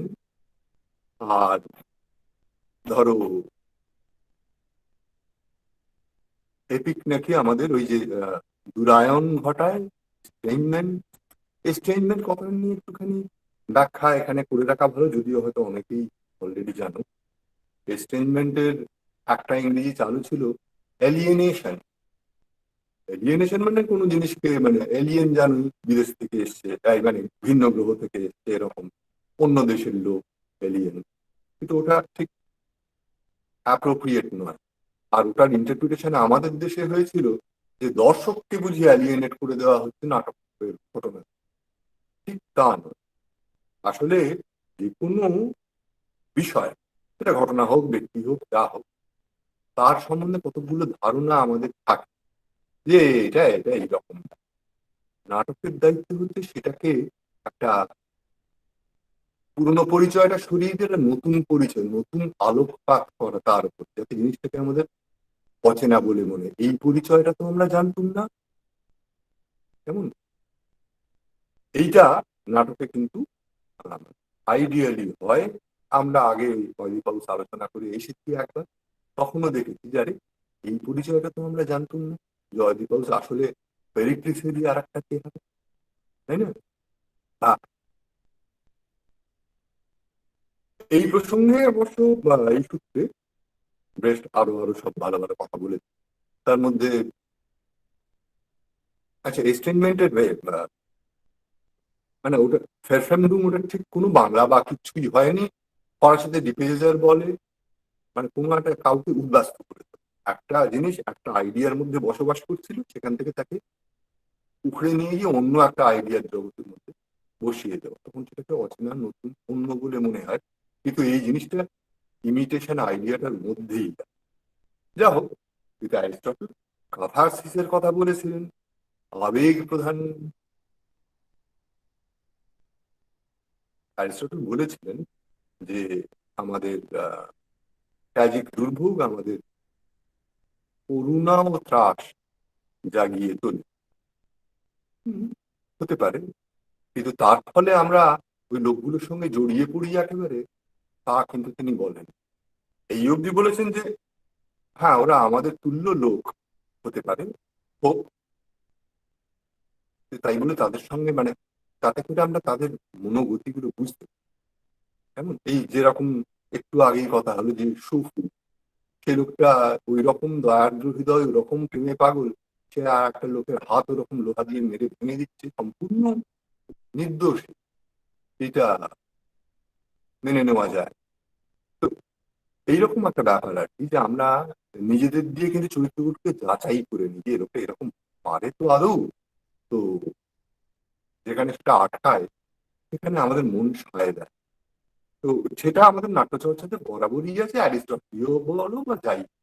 এটা অ্যারিস্টটল আবার ক্যাথারসিসের কথা বলেছিলেন, যেটার কথা তোমরা হয়তো জানো, যে ওই পারগেশন অর পিউরিফিকেশন ইত্যাদি, সেটা তো প্রচন্ড ইনভলভমেন্ট এবং এর ব্যাপার, ইমোশনাল ডিসচার্জ, রিলিজ ইত্যাদি তার ব্যাপার। আর এটা এই জায়গাটাতে পা ফেলার জন্য ফেলতে গেলে একটা আলাদা লেকচার আমাদের দরকার হবে। কারণ অ্যারিস্টটলের যে সংজ্ঞা যেটা ট্র্যাজেডি, তাতে আদৌ আরো কিছু প্রবলেম হচ্ছে, ক্যাথারসিস শব্দটা ছিল না কি? না স্যার, প্রবলেম হয়নি। একজন প্রেজেন্টেশনের কিতে ভুল করে হাত রেখে ফেলেছিলেন। ও আচ্ছা, ঠিক আছে, ঠিক আমি আছে। ঠিক আছে। অ্যারিস্টটল আদৌ ক্যাথারসিসের কথা বলেছিলেন কিনা ওই সংজ্ঞায়, এটা গভীর সন্দেহ। এটা আলোচনাটা অন্য একদিন করতে হবে। কিন্তু ব্যাপার হচ্ছে এই যে যাই বলে থাকুন, অ্যারিস্টটল এগুলো বলেছেন ট্র্যাজেডি সম্বন্ধে। ব্রেস্ট সারা জীবনে একটিও ট্র্যাজেডি লেখেননি। কমেডি লিখেছেন, ক্রিটিক্যাল কমেডি লিখেছেন, প্রবলেম্যাটিক কমেডি লিখেছেন, কিন্তু কমেডি লিখিয়ে আমি ট্র্যাজেডির তত্ত্বকে খণ্ডন করলুম, এইটা একটা মানে বাজে স্টান্স বলতে পারি, অত্যন্ত বাজে রকম। অ্যাকচুয়ালি তিনি আহ, বলেই ছিলেন, ওই যে মিলানের প্রডিউসার, তার নামটা ভুলে যাচ্ছে, তার নাম বোধ হয় স্ট্রেলার, যে নাটকে যদি এপিক ডাইমেনশন আনতে হয় তাহলে নাটককে কমেডির দিকেই নিয়ে যেতে হবে। কারণ কমেডি হলো এপিকের, কমেডির মানে কমেডির সোর্সটাই হচ্ছে ওই ফ্যাশন। আমরা দূর থেকে কমেডির চরিত্রদের দেখি, এটাও বহু পুরনো কথা, সেই রেনেসান্স আমল টামল থেকে পাওয়া যায় যে কমেডির লোকেরা আমাদের চাইতে ইনফিরিয়ার, আমরা তাদের দূর থেকে দেখি superior দিকে। অ্যারিস্টটলের অবশ্য কমেডির উপরে বইটা পাওয়া যায়নি, কাজে বলা যায় মানে কিছু বলা যাচ্ছে না। কিন্তু ব্রেস্টের তত্ত্বগুলোর একটা বৈশিষ্ট্য হচ্ছে এই যে তত্ত্বগুলোর সাপোর্টে কোথাও কোনো তথ্য দেননি, কোথাও কোনো তথ্য নেই। তার মনে হয়েছে যে এপিক ঘটনা পাত্রপাত্রীদের বিচ্ছিন্ন করে দেখায় এবং ক্রিটিক্যাল রেখে দেয়। আমাদের অভিজ্ঞতা সে কথা বলে, বেশ বললে আমরা মানবো না। কারণ আমাদের দেশ এপিক মহাকাব্য পাঠের দেশ। ওই যে গ্রিকদের মতন 2500 বছর আগে এপিক পাঠ করা হতো, তারপরে সব উঠে উঠে গেল ইউরোপীয় কালচার থেকে, এরকম নয়। আমাদের দেশে পাঁচালী বলো, রামায়ণ মহাভারত বলো, জীবন্ত কালচার, এই সেদিন অব্দি ছিল, হয়তো এখনো আছে, আমি জানি না। কেমন? কাজে এটা আমরা কখনোই মানতে পারি না, যারা জীবন্ত এপিক দেখে। যারা এপিক থেকে বিচ্ছিন্ন হয়ে গেছে তাদের কথা মনে হতেই পারে। যে আবার এটাও সত্যি যে ইনভলভমেন্ট ব্রেস্ট এড়াতে পারেননি। মাদার কালে যারা পড়েছো বা জানো, তারা দেখবে যে কাস্টিনের প্রতি আমাদের যে ফিলিংটা হয়, এটা কিন্তু করুণা ওঠা একই সঙ্গে। একটা বোবা মেয়ে একটা অচেনা শহরের লোকেদের সাবধান করার জন্য একটা গাড়ির মাথায় চড়ে বসিয়ে ড্রাম পেটাচ্ছে, যাতে তারা জানতে পারে যে তাদের আক্রমণ করতে যাচ্ছে গোপনে শত্রুরা, এবং মেয়েটিকে গুলি করে মেরে, আমরা জানি যে ওকে গুলি করে মেরে ফেলা হবে। এইখানে ওই মেয়েটির জন্য যে ফিলিং আমাদের হয় এটাকে কোনোভাবেই ডিস্টেন্সিং বলা যায় না। ককেশিয়ান চক সার্কেলের রুষা তার যে সাফারিং সেটার সঙ্গে আমাদের এমপ্যাথি ঘটে না। অ্যাকচুয়ালি মেসিনকফ ডায়ালগে বেশ বলেইছেন যে হ্যাঁ না একটা রিজনেবল অ্যামাউন্ট অফ এমপ্যাথি দরকার। তাহলে আর এত তথ্য কি মানে আর কি? এই যে ডিস্টেন্সিং এই আইডিয়াটা পেলেন করতে বেশ নাট্য ঘটনা থেকে দর্শকদের বিচ্ছিন্ন করে দূর থেকে নাটককে নাটক হিসেবে দেখানো, এটা বেশ কোথাও উল্লেখ করেননি। কিন্তু 1923 সালে ব্রেস্ট ম্যাক্স রাইনহার্ডের আন্ডারে অ্যাসিস্ট্যান্ট ডিরেক্টর হিসেবে কাজ করছেন। ম্যাক্স রাইনহার্ড তখন প্রযোজনা করছিলেন সেন্ট জন নাটক। ইতিমধ্যে যারা সেন্ট জন নাটক পড়েছো তারা দেখবে যে থার্ড সিনে পিটার কসম এদের এক্সচেঞ্জের মধ্যে কিভাবে বর্তমান যুগে মানে ওটা তো প্রায় 500 বছর পুরনো একটা ব্যাপার, বর্তমান যুগের ভাবনা চিন্তার প্রভাব মানে প্রচ্ছায়ার কথাবার্তার মধ্যে আছে। অর্থাৎ কিনা সময়টা নিয়ে দিগ্বিদিক খাওয়া হয়েছে। আমরা যে লোকগুলো এরকম কথা বলতে পারে না, ওই যুগে প্রোটেস্ট্যান্টিজম ন্যাশনালিজম এসব থিওরি ছিলই না, বলছি কিন্তু ওরা বলছে টাইম স্কেলটা নিয়ে বর্ণাঢ্য খেলা করছে। এবং একেবারে শেষ যেটা দেখি যে এইখানে শুধুমাত্র একজনের স্বপ্নের মধ্যে আর একজন ঘুমন্ত মানুষ একটা মরে যাওয়া নরকে যাওয়া কিন্তু একদিনের জন্য ছুটি পাওয়া একটা সোলজার, যে লোকটা সেন্টজনকে পুড়িয়ে মারার জন্য প্রধানত দায়ী তার আত্মা এসব অবশ্যই হাজির তাদের মধ্যে কথাবার্তা হচ্ছে এমন সময় 1921 সালের হ্যাঁ জোনের যে ক্যানোনাইজেশন জন যখন সেন্ট হলেন এই সময়কার একটি বিশ্বকের পাদ্রী এসে সেই পঞ্চদশ শতকের ঘটনার মধ্যে মানে স্বপ্নের মধ্যে একটা যাকে বলে টপ সিটার বিটা এমন এটা কিন্তু দর্শককে আসলে বিচ্ছিন্ন করে দিচ্ছে সব লোকে আরে আরে আরে আরে দেখো দেখো কাণ্ড এইরকম ভাবে দেখ ঘটনাটাকে দূর থেকে দেখ জাজমেন্ট আসলে এই সমস্ত সাংঘাতিক ঐতিহাসিক ঘটনার পেছনে কি সামাজিক রাজনৈতিক ফ্যাক্টর কাজ করে সেইগুলো বেশ তো এক্সপ্লোর করতে সরি ঘটনাটা খুলে দেখাচ্ছেন এবং আমরা স্পষ্ট বুঝতে পারি এই গুড ওম্যানের মতন আন্দাজে কিছু ধরে নিতে হয়। তো এই ব্যাপারটাকে এই যে এনেছেন রাইনহার্ট একটা আগেই বলেছি বেশ তখন অ্যাসিস্ট্যান্ট ডিরেক্টরের কাজ একটা অভূতপূর্ব কৌশলে রাইনহার্ট এনেছিলেন। তিনি স্টেজের মধ্যে প্রম্পটাকে বসিয়ে দিয়ে আর ওই নাটকের ঘটনা যখন ঘটছে তখন মাঝে মাঝে চরিত্রটা বেরিয়ে এসে প্রম্পটারের কাছে খাতা থেকে পড়ের দিক ডায়ালগটা কি আমার নেক্সট এন্ট্রিটা কি সেগুলো এসে দেখে যাচ্ছে দর্শকের চোখের সামনে। অর্থাৎ এটা একটা নাটক দেখানো হচ্ছে এটা কখনো তিনি ভুলতে দিচ্ছেন। কিন্তু ব্রেস্ট এই উল্লেখটা কোথাও করেননি, সম্পূর্ণ চেপে গেছে। এই অভ্যেসটা ব্রেস্টের ছিল অন্য লোকের কবিতা অনুবাদ কবিতা সেটা নিজের নাটকের মধ্যে দিব্যি চালিয়ে দিয়েছেন, কোনো তার মানে অ্যাকনলেজমেন্ট নেই। পরে যখন খুব কাগজে লেখালেখি হলো তাকে চেপে ধরলো উনি বলে ও না অন্য লোকের ইন্টেলেকচুয়াল রাইটস নিয়ে ও ব্যাপারে আমি বরাবরই একটু খেলা, এটা কোনো কথা হলো? এই এইসব কারণে আর কি মোটামুটি বোঝা যায় যে ব্রেস্টের এই যে থিওরি নাটকের কোনো থিওরি নয়, এগুলো জোড়াতালি দেওয়া। কেন এটা এই থিওরিটা কেন এত ইম্পর্টেন্ট ছিল? আচ্ছা একটা দরকারি কথা অবশ্য উনি বলেছিলেন, সেটা খুবই দরকারি, প্রসিনিয়াম স্টেজ। প্রসিনিয়াম স্টেজে এই লোকগুলো এরা পরস্পরকে দেখে না পর্যন্ত অন্ধকারের মধ্যে ঘাপটি মেরে উঁকি মেরে ভয়ও পিপিং টমের মতন অ্যাকশন দেখে নিচ্ছে। এদের চোখ খোলা কিন্তু যেন একটা স্বপ্ন দেখে যাচ্ছে। এই অভিজ্ঞতাটা তোমাদের আছে যখন তোমরা সিনেমা দেখো তখন তোমাদের ওই জিনিসটাই হয়। তো প্রসিনিয়ামের ব্যাপারটা তাই ওখান থেকেই সিনেমার ফ্রেমটাও এসেছে আর কি। তো এই যে ব্যাপারটা এটা ক্রিটিসাইজ করেছে তা বেশ। তো তারপর জার্মানি থেকে পালালেন, গিয়ে ইউরোপের বিভিন্ন জায়গায় ঘুরে ফিনল্যান্ড স্ক্যান্ডিনেভিয়া হয়ে আমেরিকাতে চলে গেলেন। সেখান থেকে আবার যুদ্ধের পরে জার্মানিতে ফিরলেন। ফিরে তিনি নিজের থিয়েটার পেলেন। তখন ইস্ট বার্লিনে কমিউনিস্টে তখন কমিউনিস্ট থিওরি হয়েছেন আর কি। তো নিজের থিয়েটার পেলেন, তার ফিনান্সিয়ালে তিনি চুজ করলেন প্রসিনিয়াম। প্রসিনিয়ামের বাইরে তিনি বেরোলেন না। এটা একটা লক্ষণীয় জিনিস যে যিনি বলছেন যে প্রসিনিয়ামের দর্শকরা একেবারেই অসার উত্তম, তিনি নিজের যখন স্বাধীনতা পেলেন নাটক করার, প্রসিনিয়ামের বাইরে তিনি বেরোতে পারলেন না বা বেরোলেন না। কেমন এক জায়গায় তিনি বলছেন যে থিয়েটার দর্শকের সঙ্গে যোগাযোগ স্থাপন করতে পারে না, সেই থিয়েটার তার করছে।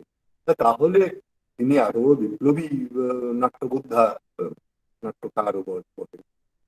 তিনি প্রসিনিয়াম আঁকড়ে কেন রইলেন? কারণ প্রতিষ্ঠা। এখানে লোকেরা আসবে, বার্লিনের আনসাম্বল, তাদের একটা নিজস্ব স্টাইল তৈরি হবে। প্রসঙ্গত বলে রাখি, এটা আমার নিজের অভিজ্ঞতা। বার্লিনার আনসাম্বল থেকে 4-5 জন অভিনেতা অভিনেত্রী তারা ভারতবর্ষে এসেছিলেন। সময়টা ওই মনে হচ্ছে 1999-2000 এইরকম সময় কখনো রাখা, এবং তাদের সঙ্গে দেখা হয়েছিল। তা আমি তো নিজস্ব মতলবে ঘুরি, আমি তাদের পেয়ে গেছি। আচ্ছা, এই যে ওয়েস্টিয়ান অ্যাক্টিং, এটা তোমরা কি প্রসেসে ডেভেলপ করো, মানে কিভাবে করো তোমরা এটা? আমার ইচ্ছে ছিল যে একেবারে ঘোড়ার মুখ থেকে জেনে নেবো ব্যাপারটা, আপনাদের বলবো। তারা যে উত্তরটা দিয়েছিল খুব সিগনিফিকেন্ট। বলে কেন, আর 5 জনে যেভাবে অভিনয় করে আমরা সেইভাবেই করি। আমরা কেবল বলি যে আমরা ব্রেস্টীয় কায়দায় করছি, ওরা সেই দাবিটা করে না। কিন্তু এটা দ্যাট ওয়াজন্ট আই ওপেনার আমার কাছে। এবং তারা যদি তাদের সত্যি কিছু গ্লোরি থাকতো ওয়েস্টার্ন অ্যাক্টিং এ তাদের মনের মধ্যে, তাদের তারা কিছু তো বলতো। এরকম একটা কথা কেন বলবে যে 5 জনে যা করে আমরা তাই করি, কেবল আমরা প্রেম করি? রিভিলিং মনে হয়। অ্যাকচুয়ালি ব্রেস্টের প্রয়োজন ছিল বুর্জোয়া ওয়ার্ল্ডে স্বীকৃতি আদায় করা। সেই জন্য ওই ঘন্টা বাজত। এই জন্য তিনি বুর্জোয়া প্রসিনিয়ামটা ছাড়তে পারতেন। আর ওইখানে বসে বসে তিনি নানান রকমের থিওরি দিতে দেন। কিন্তু এটা লক্ষণীয় যে যাদের জন্য তার থিয়েটার, কমন ওয়ার্কিং পিপল, হেন তেন, ওরা কিন্তু তার থিয়েটারে কোনোদিন ভিড় করলো না। তারা গেল ওই বাইরের মেলোড্রামাটিক থিয়েটার দেখতে। ওয়ার্কিং ক্লাস ব্রেস্ট থিয়েটারে ভিড় করে। ফলে ব্রেস্ট বললেন যে, এটা বোধহয় 1952 সালে একটা প্যাম্পলেট লিখেছেন, দুটো কাজ আমাদের তৈরি করতে হবে। একটা হচ্ছে অভিনয় করতে হবে, আর একটা হচ্ছে দর্শক তৈরি করতে। খুব আশ্চর্য কথা যে নাটকে মোটের উপর 3টে ফ্যাক্টর কাজ করে, অভিনেতা আর দর্শক। এর মধ্যে অভিনেতাও তৈরি, দর্শকও তৈরি নয়। তো ব্রেস্টের থিওরিটা কার জন্য? কোন দর্শক সম্বন্ধে তিনি বলছেন এত সব কথা? দর্শকদের এই হয় তাই হয়, তাদের তারা জড়িয়ে পড়ে, ওখানে তারা বিচ্ছিন্ন হয়ে যায়, তাদের জন্য বলছেন। প্রবলেমটা কি বলছি বুঝতে পারছো? এই হচ্ছে প্রবলেম। মানে আমি আর কিভাবে ব্যাপারটা বোঝাবো আমি নিজেই বুঝতে পারছি না। এই যে একটা জিনিস লক্ষ্য করবে যে ব্রেস্টের যে কটা নাটক খুব বিখ্যাত আমাদের দেশে, যেগুলো হয়েছে, পকেটিং টক সার্কেল হয়েছে, ট্রিপেনি অপেরা ভীষণ ভাবে হয়েছে, তারপরেতে আর কি হয়েছে, Mother Courage, Threepenny Opera, Mother Courage, আর ধরো লাইফ অফ গ্যালিলি। তিনটেই একেবারে সত্যি যাকে বলে এপিক প্রপোর্শন বললে আমরা যা বুঝি, এপিক ফর্ম নয়, এপিক প্রপোর্শন বললে যা বুঝি, মহানাটকের মতন হয়েছে। এদের বক্তব্যগুলো কি ধরনের? একটা হচ্ছে যে টিফেনি অপেরা যে পুঁজিবাদী একটা ব্যবস্থাটাকে খাটিয়ে বাঁচার চেষ্টা করো না, ওটা আসলে একটা ক্রাইম অর্গানাইজেশন। এটা আমরা মানি। দুই হচ্ছে যে যুদ্ধকে এক্সপ্লয়েট মাদার করে, যুদ্ধকে এক্সপ্লয়েট করে বাঁচার চেষ্টা করো না, কারণ শেষ তোমাকে ধ্বংস করে দেবে। গ্যালিলিওর বক্তব্য হচ্ছে যে সামাজিক দায় এড়িয়ে যে বিজ্ঞান চর্চা করে সে বিশ্বাস করতো। গ্যালিলিও খুব মানে প্রবলেম, আর একটি ঝাঁঝরা হয়ে যাওয়ার নাটক, সেটা নিয়ে আর আজকে বলবো না, সেটার জন্য ও আলাদা। নাটকগুলো খুব অ্যাপ্রিসিয়েট, এই তিনটে নাটক খুব অ্যাপ্রিসিয়েশন পেয়েছে সারা বিশ্বে। সবগুলো কিন্তু ভুল কারণ। টিফেনি অপেরা বহু একটা হুল্লোড়ের গল্প কথা, সেই হিসেবে মজা। আর মাদার কারেজে কিন্তু শেষ মুহূর্তে আমাদের মনোভাব ঘুরে যায় যে একজন মহিলা এই প্রচন্ড ক্ষতি সত্ত্বেও, ভ্রান্ত পথেও সে কিভাবে চলেছে একা, তার সব ছেলে মেয়ে মরে গেল একা। তো তার ভ্রান্তিটা আছে, কিন্তু সেই সেই ভ্রান্তিটার প্রতি আমাদের একটা সম্ভ্রম হয়। রিচার্ড দ্য থার্ড যদি কেউ দেখে থাকো তাহলে দেখবে যে সে কুঞ্জ বিকৃত বদমাইশ চূড়ামণি রাজা, সে যখন মাটিতে দাঁড়িয়ে তলোয়ার হাতে বলছে horse horse, kingdom, my kingdom for a horse, ঘোড়া পেলে আমি এখনো লড়তে পারি, তখন কিন্তু ওই জঘন্য লোকটার প্রতিও আমাদের একটা সহানুভূতি, সহানুভূতি না, একটা বিস্ময় বোধ, একটা অ্যাডমিরেশন জেগে ওঠে। ঠিক সেইটাই মাদার প্যারেজের ক্ষেত্রেও হয়, যদিও জানি যে সে ভুল করে। ওইখানে ব্যক্তি কিন্তু পরিস্থিতিকে ছাপিয়ে ওঠে, কারণ নাটকে আসলে আমরা যাই ইনভলভ হওয়ার জন্য। গ্যালিলিওকে মানে চূড়ান্ত ইতিহাসের বিকৃতি ঘটিয়ে গ্যালিলিওর উপরে কলঙ্কর বোঝা চাপিয়ে চাপিয়ে গেছেন বেশ। গোড়াতে কিন্তু তা ছিল না। গ্যালিলিও 39-এ লেখা, তখন গ্যালিলিওর শেষ কাজ যেটা চুপি চুপি ডিসকোর্সি বইটাকে পাচার করে দেওয়া ইটালির বাইরে, সেইটার গুরুত্ব ছিল। অর্থাৎ জার্মানিতে কমিউনিস্টরা হিটলারের এগেনস্টে যে আন্ডারগ্রাউন্ডে থেকে রেজিস্ট্যান্স চালিয়ে যাচ্ছে, তারই প্রতিভূ হিসেবে গ্যালিলিওকে দেখা হয়েছে। কিন্তু আমেরিকাতে গিয়ে চার্লস লাস্টনের সঙ্গে মিশে টিশে তার মনে হলো যে না, আর অ্যাটম বোম টোম পড়েছে, গ্যালিলিওকেই পাকানো পড়াতে, ওকে পাজি হিসেবে দেখানো। কিন্তু আমরা সেভাবে দেখি না। আমরা ওই একটা ডায়ালগ ব্রেস্ট নাটক থেকে কাটতে ভুলে গিয়েছি, এই ডায়ালগটা মনে রাখি। সেই দেশ অভাগা, সেই দেশ অভাগা, সেই দেশ যে দেশে শুধু নায়কেরই প্রয়োজন, বীরেরই প্রয়োজন। Unfortunately unfortunate the country which has need of only hero. কারণ সাধারণ লোকে কিছু করবে না, সবাই হিরোর মুখ চেয়ে বসে থাকবে। ওই কথাটাই পরে চাঁদ বণিকের পালা নাটকে দেখবে আছে। চাঁদ বলছে যে অদ্ভুত অদ্ভুত পৃথিবী, আর কারো কোনো দায় নাই, যত দায় সব এই চাঁদ বণিক। তাই না? এই যে আমাদের একদিকে বিস্ময়বোধ আর একদিকে পরম নির্ভর একজন হিরো, আমরা নিজেদের ক্রিটিসাইজ করতে পারি, কিন্তু গ্যালিলিওকে ওইভাবে আমরা দেখি না। আমরা শেষ কালটায় ওই গ্যালিলিও চুপি চুপি যে ডিসকোর্সটা, তার ম্যানস্ক্রিপ্টের কপিটা বাইরে পাঠিয়ে দিলেন, একটা প্রতিবাদ করলেন যে হ্যাঁ আমাকে শরীরটা আমার বেঁধে রেখেছো কিন্তু আমার মনকে বাঁধতে পারোনি, সেইটা আমার কাছে বড়। কাজে এইভাবে শুধুমাত্র একটা ইজম প্রচার করছি নাটকের মধ্যে দিয়ে, এইভাবে কোনো গরিমা দাবি করাটা ভুল, ওটা ইতিহাসের রূপে দেখে না।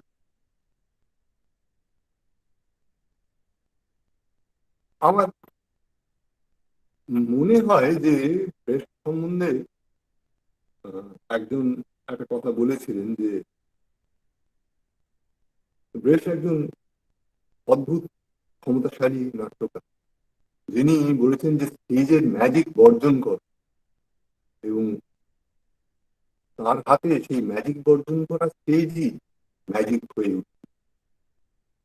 এটা একটা খুব ওই যে বললাম যে ব্রেস্ট থিয়েটার জিনিসটা খুব ভালো বুঝতেন, থিয়েটার জিনিসটা খুব ভালো বুঝতেন। আমাদের আগেই আমরা আলোচনা করলাম পিরান্দেল। পিরান্দেলের ক্ষেত্রে কি প্রবলেম দেখা দিল না, এথিক্যাল এটা আধুনিক কি কি জানতে চাই, আমরা নীতিগতভাবে কিভাবে রিয়াক্ট করি নাটকটার প্রতি। কতগুলো কাল্পনিক চরিত্র এসে নিজেদের কাহিনীটা শোনাতে চাইছেন, সেই কাহিনীটা জোড়াতালি দেওয়া, এটা থেকে আমাদের নিজেদের জীবন সম্বন্ধে যে খুব বেশি উপলব্ধি হয় এইরকম কিন্তু মনে হয় না। কিন্তু তবু থিয়েটারটা আমরা দেখি, সেখানে থিয়েটারটা অনেক বেশি মানে মোরাল তুলনামূলক ভাবে একটা খরচে পরিণত। ব্রেস্ট চেষ্টা করেছেন তার উল্টোটা, যে থিয়েটারের মধ্যে আমি এমন ইনফরমেশন বা এমন ভাবে থিয়েটারকে মডিউলেট করবো যাতে লোকেদের কাছে একটা আর্থসামাজিক মেসেজ সমাচার গিয়ে পৌঁছে। কিন্তু সেটা তার মানে উদ্দেশ্য ত্রুটির কারণে কখনো সার্থক হয়ে উঠতো না, এবং পদ্ধতিগত ত্রুটির কারণেও বটে। উনি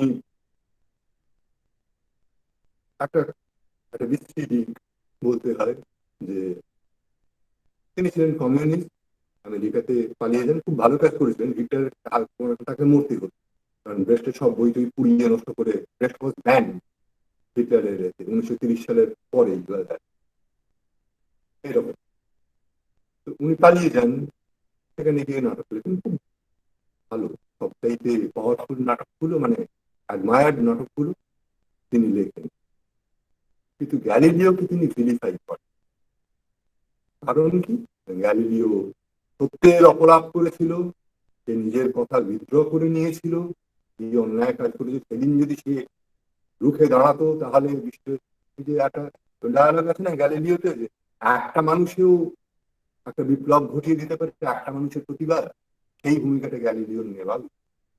এইখানে বলে রাখি যে আমেরিকাতে হুয়াক বলে একটা ব্যাপার ছিল, জানো, হাউস আনঅ্যাপেন্টিক অ্যাক্টিভিটি, ম্যাকার্থিজম, কতটা সময় তোমরা হয়তো পরিচিত নও, এখানে সবটা ব্যাখ্যা করার সময় নেই, আর এরা বলে দেবেন।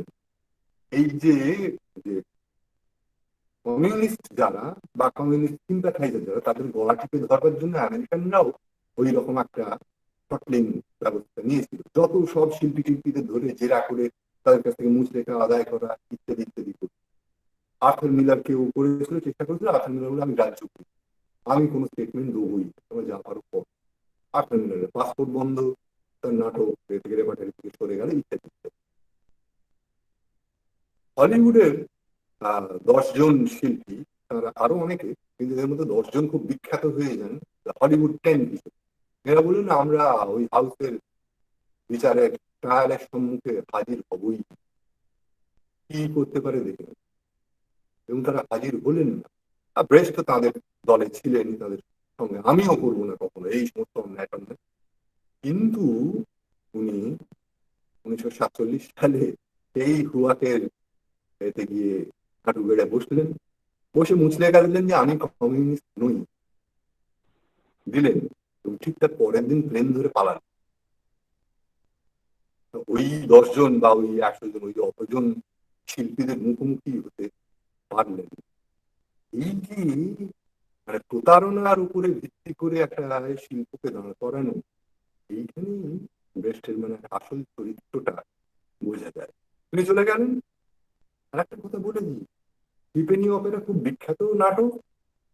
তার যে হিরোইন ক্যারোলা নেহের, তাকে স্ট্যালিন ধরেছিল, ধরে গুলাগে কনসেন্ট্রেশন ক্যাম্পে পাঠিয়ে দেয়।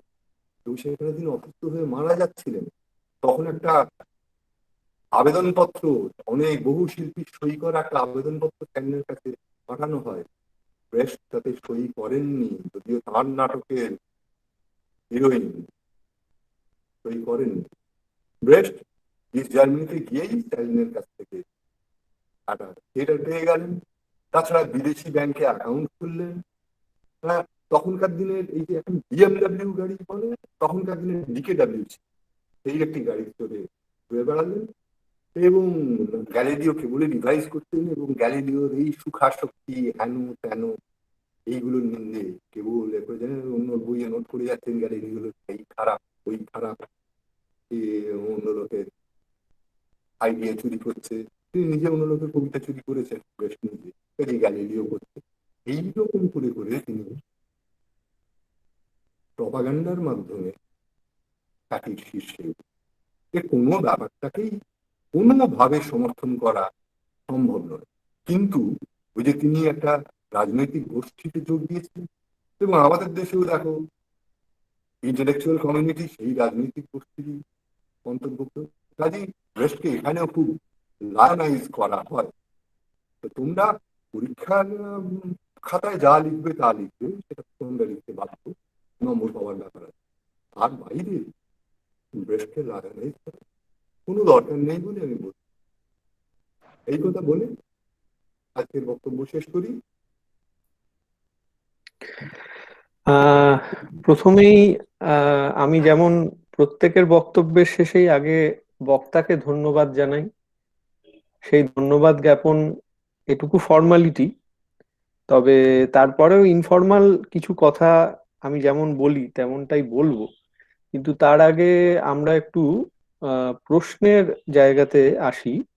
আহ, আমাদের senior colleague professor Jayashree Das, তিনি প্রশ্ন করেছেন যে প্যারাবল ব্যাপারটি আপনি যে আলোচনাতে উল্লেখ করেছেন সেটির বিষয়ে একটু বলতে। জয়শ্রী ম্যাডাম সম্ভবত আমাদের মধ্যেই আছেন, সুতরাং প্যারাবল হচ্ছে আসলে শিক্ষামূলক কাহিনী, ছোট কাহিনী হয় সাধারণত, যদিও খুব ভালো ভালো প্যারাবলও আছে। খুব ছোট কাহিনীর মধ্যে যেমন বাবা আর তার 5 ছেলে, সেই 5টা লাঠি একত্র করে ভাঙা গেল না, কিন্তু একটা একটা করে ভেঙে ফেলা গেল। এগুলো হচ্ছে প্যারাবল, এগুলো হচ্ছে খুব সহজে একটা উত্তর পাওয়া যায় যে how to conduct ourself in given situation or in certain given situation. কিন্তু এছাড়াও প্যারাবল হয় সেই মানে গায়ে কাঁটা দেওয়া, আধুনিক কালে সেরকম প্যারাবলের খোঁজ পাওয়া যাবে কাফকার লেখাতে। কাফকার ট্রায়ালেই একটা প্যারাবল আছে। ও আচ্ছা আচ্ছা, সরি সরি, মানে স্টুডেন্ট, আচ্ছা আমাদের এই নামে একজন সিনিয়র অধ্যাপিকাও রয়েছেন, আমি তোমাকে তার সাথেই গুলিয়ে ফেলেছিলুম। সমনামী হলে হ্যাঁ, সমস্যা প্রায়ই হয়। এত সহজ উত্তর করবেন এই সৌভাগ্য আমার হবে না। তিনি এমন প্রশ্ন করবেন যাতে আমি উত্তর দিতে পারবো না, এটা আমি খুব ভালো জানি। তা আমার দেখা তো ছেলে মেয়েদের জন্যই প্রধানত এই যে হ্যাঁ, কাজটা, এই যে প্যারাবল, এইটা বলতে খুব ইচ্ছে করতে কিন্তু সময় হবে না। তো আপনার ট্রায়ালে বইতে ওটা আছে, ওগুলো অসাধারণ। এছাড়া প্যারাবলের খুব মানে এক্সটেন্ডেড একটা এডিশন হতেও পারে, যেটা আমি আবার কারি উদাহরণ দেবো, যে ওই গ্রেট বল অফ চায়না কিংবা মেটামরফোসিস, এইগুলোকেও এক হিসেবে প্যারাবল বলে ভাবা যেতে পারে, যদি এগুলোকে কেউ প্যারাবল বলবে না। কিন্তু টেনে গুনে প্যারাবলের আওতায় আনা যায় যে প্যারাবলের স্কোপটা কতটা বাড়ানো সম্ভব। প্যারাবল সাধারণত রূপক গল্প হয়, অর্থাৎ মানুষ থাকে, মনুষ্যত জীবও থাকে। এই যে ডগ ইন দ্য ম্যানুয়াল, ওটাও একটা, এবং ফেবলস বা প্যারাবলস দুটোই বলা যায়। ফেবল কথাটা অনেক বিস্তৃত, কিন্তু প্যারাবলস মানে তার মধ্যে আর কি ওই নীতিবাক্যর ব্যাপারটা। আমাদের ওই জয়শ্রী জিজ্ঞেস করতো, এই পড়াশিলের খোঁজ করো গৌরী ধর্মপাল, তারপরে তার নামটা মানে সারনেমটা পাল্টে গিয়েছিল। আর ওই মালশ্রীর পঞ্চতন্ত্র বলে একটি বই যায়, তাতে মোটামুটি পঞ্চতন্ত্রের গল্পগুলো খুব সুন্দর মনোগ্রাহী ভাষায় বাংলাতে একেবারে গল্প করে করে দেওয়া আছে। সেই বইটা পড়ে দেখতে পারো, ওইগুলো সব প্যারাবল, রাজনীতি শেখানোর প্যারাবল। ওই বিষ্ণু দত্তর লেখা পঞ্চতন্ত্র, তার ব্যাকগ্রাউন্ডটাই চাই, একটা রাজা নিজের ছেলেদের শিক্ষা দেওয়ার জন্য বিষ্ণু বিষ্ণু দত্ত না বিষ্ণুগুপ্ত তাকে দেখে, তিনি এই সমস্ত, না বিষ্ণুগুপ্ত না বিষ্ণু দত্ত। বেশ। আমি বাকি সকলকে অনুরোধ করছি, আপনাদের কোনো প্রশ্ন, কোনো কমেন্ট, কোনো অবজারভেশন থাকলে তা শেয়ার করুন। স্টুডেন্টদের বিশেষত বলছি, তোমাদের যদি কোনো প্রশ্ন থাকে তোমরা মাইক্রোফোন অন করেও স্যারের সাথে কথা বলতে পারো।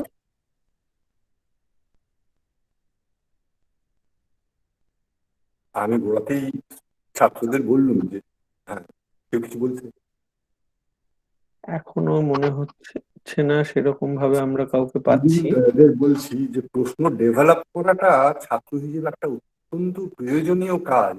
যতক্ষণ তোমরা প্রশ্ন ডেভেলপ করতে না পারছো, ততক্ষণ তোমরা আসলে কিচ্ছু জানতে পারছো না। কেমন? তো মনে হতে পারে যে বোকা বোকা প্রশ্ন হয়ে যায় বোধ হয়। হোক, তোমার মনে হচ্ছে বোকা, কিন্তু সেটা বোকা কিনা কে বলবে? সেটা আমি বলবো। এবং প্রশ্ন বোকা হয় না, প্রশ্ন বোকা হয় না। জানতে চাওয়াটা মানুষ থেকে পেয়েছে, বাঁদরের কাছ থেকে পেয়েছে। আরে বাঁদরকে যা হোক কিছু দিয়ে রাখো, যে এটাকে ঠুকে কামড়ে ভেতরে কি আছে জানার চেষ্টা করো। ওই প্রবৃত্তিটাই জেনেটিক্যালি বেড়ে উঠে আমাদের অ্যাটমের মধ্যে কি আছে সেটা জানতে প্রবৃত্ত করে। কাজে জানতে চাও, সবসময় জানতে চাও, যা হোক যেভাবে। Sir, can I? আফসানা, বলো। বলো বলো। গল্পটা কিছুটা একটা গুডনেস কে ঘিরে রয়েছে, ভালো মানসিকতা এই সমস্ত কিছু। তো sir, according to you, what is the definition of goodness? এই এই হচ্ছে কথা। According to me, there is no definition of goodness. ওটা একটা কনস্ট্রাক্ট, আমরা কথাটাকে ব্যবহার করি। এই প্রসঙ্গে আমার কথা নয়, সক্রেটিসের একটা হয়ে আছে, গল্প চালু আছে আর কি। সেটা হচ্ছে এই যে তাকে জব্দ করার জন্য একজন এসে বলেছিল যে হোয়াট ইজ গুড, বলো দেখি তুমি। সক্রেটিস বললেন যে what is good for curing fever. না না, কিউরিং ফিভার কেন, হোয়াট ইজ গুড বুঝতে পারছো না? What is good for making ships. আরে তুমি তো মহা মুশকিল করলে। এইসব নয়, what is good, what is good for cooking broth. না, সক্রেটিস তাকে বলেছিলেন যে if you can't tell me what it is good for, I cannot tell you what's good for nothing. বুঝলে? ভালো হবার একটা কনটেক্সট দরকার। একই কাজ বিভিন্ন পরিপ্রেক্ষিতে ভালো তত ভালো নয়, কিংবা খারাপ হয়ে দাঁড়াতে পারে। আমি একটা অন্য উদাহরণ দিই, সেটা নাটক থেকে হবে। সেটা হচ্ছে যে ইবসেনের ওয়াইল্ড ডাকের একেবারে শেষের দিকে আছে যে একজন সে সব সত্য উন্মোচন করে দিল, তার ফলে একটি মেয়ে সুইসাইড করে। এখানে কিন্তু সত্য উন্মোচন করে দেওয়াটা এমনিতে খুব ভালো, কিন্তু এই ক্ষেত্রে ভালো নয়। কারণ মানুষের জীবনে বেঁচে থাকার জন্য ইলিউশন দরকার। ইবসেন নিজে ইলিউশন ভাঙার ব্রতী ছিলেন। তিনি নিজেই বলেছেন যে মানুষের বেঁচে থাকতে গেলে ইলিউশন দরকার। সবসময় ফর্মুলা হিসেবে ইলিউশন ভাঙার চেষ্টা করুন। ওটা একদিকে ভালো, এক জায়গায় ভালো, আরেক জায়গায় ওটা খারাপ। অ্যাবসলিউট গুড বলে কিছু হয় না, হেগেল তাই বলে থাকে। ওকে, থ্যাংক ইউ স্যার। খুবই সুন্দর প্রশ্ন এবং ততটাই মনোগ্রাহী ব্যাখ্যা আমরা পেলাম। আমি আপাতত ধরে নিচ্ছি যে আমাদের শ্রোতাদের এখনই আর কোনো প্রশ্ন নেই, সুতরাং প্রথাগত আমি আমার কনক্লুডিং রিমার্কস এর জায়গাটিতে চলে আসছি। আমি একটা কথা এখানে আগত, বিশেষত আমাদের ছাত্রছাত্রী যারা রয়েছে তাদের বলছি, তা হলো সাহিত্য পাঠ যে ঠিক কি, এই আলোচনা আমাদের কোনোদিনও শেষ হওয়ার নয়। এই আলোচনা চলতেই থাকবে যতদিন আমরা সাহিত্যের সংস্পর্শে থাকব। কিন্তু একটা কথা বোধহয় খুব জোর দিয়ে বলা যায় যে সাহিত্য চর্চা যাই হোক, সাহিত্যের বা সাহিত্যিকের স্তুতি কখনোই যেন তা না হয়। অর্থাৎ কিনা আমরা যা পড়ছি, যেটুকু দেখছি, যেটুকু শুনছি, সেই কবিতাটা ছাপার অক্ষরে লেখা হয়েছে, সেই নাটকটা কোথাও অভিনীত হয়েছে, সেই উপন্যাসটা অমুক পুরস্কার পেয়েছে, বা সব থেকে বড় কথা এই সবকিছুই বিদেশ থেকে আসছে বলেই সেটাকে আমাদের নিয়ে একেবারে উচ্ছ্বাসে মেতে উঠতে হবে, এইটা সাহিত্য চর্চা নয়। এটাকে স্তুতি বলা যেতে পারে। এবং এই স্তুতি যে কতটা বিপজ্জনক হতে পারে, এবং এই স্তুতি কিভাবে আমাদেরকে একজন লেখককে না বুঝে তার প্রশস্তি গেয়ে চলতে বাধ্য করে, আমি আমি আমার ব্যক্তিগত একটা অভিজ্ঞতা শেয়ার না করে পারছি না। এক সময় কলকাতার থিয়েটার সার্কেলকে বিভিন্নভাবে দেখার আমার সৌভাগ্য হয়েছিল, এবং ভবিষ্যতেও হয়তো কোনোদিনও আবার দেখতে পাবো সে আশা আমি রাখি। সবসময় এক অদ্ভুত উন্মাদনা লক্ষ্য করতাম ব্রেখটকে নিয়ে। যে ব্রেকটের ওপরে যেন আর কিছুই হয় না। ব্রেক যা করে গেছেন, ব্রেক যা বলে গেছেন, এখন কথাটা হলো ব্রেককে আমি তুচ্ছ কোনোদিনও করিনি, করবো না, এবং আমি মনে করি আজকের বক্তব্যও কিন্তু ব্রেককে তুচ্ছ করেনি, বরং আমি বলবো ব্রেককে ব্রেকটের মানে যাকে বলে along the lines of Brecht পড়লে কি দাঁড়াবে, সেটাই বোধহয় আজকের বক্তব্যটা আমাদের সামনে তুলে ধরে। তার কারণ ব্রেক আর কিছু করুন না করুন, সব থেকে বেশি বোধহয় আমাদের শিখিয়েছেন যে প্রশ্ন করা, এবং সবকিছুকে এগেনস্ট দ্য গ্রেন রিডিং বলতে যা বোঝায় সেই দিকে নিয়ে গিয়ে ভাবা যে আমি গ্যালিলিও মানুষটাকে যেমনটা জানতাম সেই মানুষটা কি তেমনই। এবং ওই যে স্যার যেটা বললেন যে স্যারের অনুকরণ করে যদি কেউ এক্ষুনি দেখাতো, তাহলেই আমরা বলতাম যে ও আচ্ছা আচ্ছা উনি বলছিলেন তখন তো বোঝা যাচ্ছিল না, এখন অনেক কিছু বোঝা যাচ্ছে। তো ব্রেকটের থিয়েটার নিয়ে এই যে আলোচনাটি, আমি এই শেষে এই কথাগুলো আরেকবার বলে দিচ্ছি এ কারণে যে আমি হয়তো একবার কল্পনা করলাম যে আমি যখন ছোট ছিলাম, মানে তোমাদের মতো ছোট ছিলাম, তখন যদি আমাকে কেউ হঠাৎ করে ব্রেকট কিংবা শেক্সপিয়ার কিংবা অন্য কোনো মানে প্রথিতযশা নাট্যকার তার সম্বন্ধে বলতেন যে না ইনি আসলে এই এই রকমের অডিটিজ এনার লেখাতে রয়েছে, ইনি ব্যক্তি হিসাবেও এরকম এরকম কাজ করেছেন, আমি হয়তো একটু ঘাবড়ে যেতাম। কিন্তু আমি তোমাদের একটা কথা বলতে পারি যে এই ঘাবড়ানোটা মেনে নিয়ে, এই ঘাবড়ানোকে অতিক্রম করে কোনো একটি টেক্সটকে ভালো লাগার পরেও সেটি সম্বন্ধে একটা আলোচনা করাটাই হচ্ছে সাহিত্য চর্চা। গুড পার্সন অফ সেজুয়ান বা গুড ওম্যান অফ জেখুয়ান, আচ্ছা স্যার এই জায়গাটাই আমি সেই তবে থেকে বলে আসছি, নামটা নামটার ব্যাপারে একটা কিছু নিষ্পত্তি যদি করা যায় আর কি। আসলে ব্রেস্টের মূল কল্পনায় ওই সিচুয়ান শহরে মেয়ে এরকম একটা ছিল। হ্যাঁ, একটু আচ্ছা বেশি দেরিতে তিনি জানতে পারেন যে সিচুয়ান জায়গাটা কোনো শহর নয়, ওটা একটা প্রদেশ। আচ্ছা তো তখন ওটাকে উনি সিচুয়ানের একটি শহর, সিচুয়ানের ক্যাপিটাল, এই সমস্ত বলে এটা মার্জনীয় ওরকম একটা হঠাৎ চীনে গন্ডগোল হয়ে যেতে পারে, ঠিক ঠিক এটা নিয়ে ঠিক কাউকে ক্রিটিসাইজ করা উচিত নয়। ঠিক কিন্তু উচ্চারণটা সিচুয়ান, চীনে চ এবং চীনে স আমরা উচ্চারণ করতে পারি, কাজেই সত্যি ওটাকে কথা, ওই যেরকম ইংলিশ থেকে সেজুয়ান আমরা বলে থাকি, ওই বলা ছাড়া বোধ হয় কোনো গতি নেই।